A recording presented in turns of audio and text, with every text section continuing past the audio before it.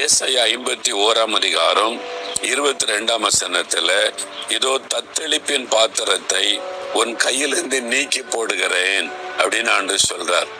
ஏதோ ஒரு காரியம் தத்தளித்து கொண்டே இருக்கிறீங்க, மனசு அப்படியே தத்தளிக்குது, என்ன பண்ணன்னு தெரியல, படபடன்னு இருக்குது, அதை நினைச்சாலே மனசுல அப்படியே ஒரு குழப்பமா அப்படி காணப்படுது, ஒரு தத்தளிப்பு உள்ளத்துல, ஒரு அமைதி இல்லை.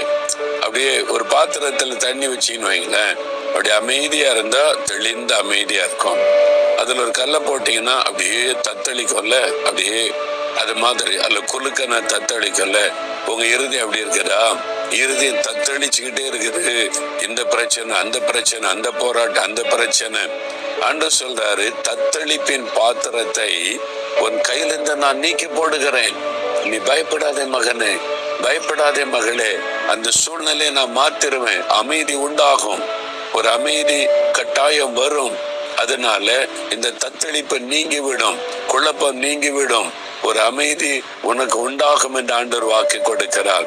இதுக்காகத்தான் அவர் சிலுவைக்கு போனார். இந்த தத்தளிப்பின் பாத்திரத்தை நம்ம விட்டு அப்புறப்படுத்துவதற்கு அவர் சிலுவையில எவ்வளவு கஷ்டப்பட்டார் இல்ல, அவருடைய மனது எவ்வளவு தத்தளித்திருக்கும், தனித்து விடப்பட்ட நிலைமையில அவர் கலங்கினார் இல்ல. அப்ப நம்முடைய தத்தளிப்பை அவர் சிலுவையில சுமந்து முடித்து விட்டார். அதனால சொல்லுகிறார், தத்தளிப்பின் பாத்திரத்தை உன்னை விட்டு அகற்றி விடுவேன் என்று. விசுவாசிக்கிறீங்களா? சொல்லுங்க, ஆண்டவரே இந்த வாக்கு தத்தத்திற்காய் ஸ்தோத்திரம்.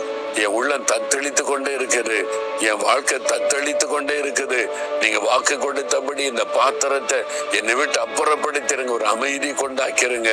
இயேசுவின் நாமத்தில் ஆமென்.